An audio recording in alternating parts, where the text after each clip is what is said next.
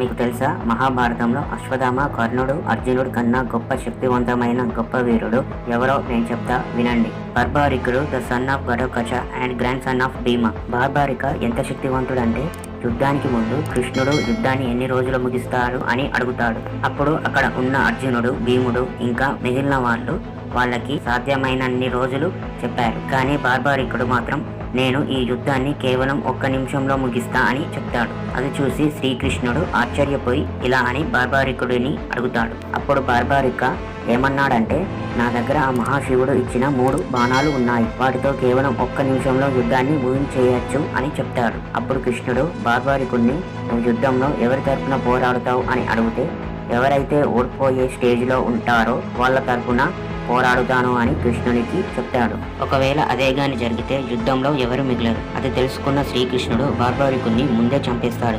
కానీ యుద్ధాన్ని చూడాలనే అతని కోరిక మేరకు అతని తలని నరికి కురుక్షేత్ర యుద్ధం దగ్గర ఉన్న ఒక కొండ పైన పెడతారు. దీనిని బట్టి బార్బారికుడు ఎంత గొప్ప వీరుడో మనం అర్థం చేసుకోవచ్చు.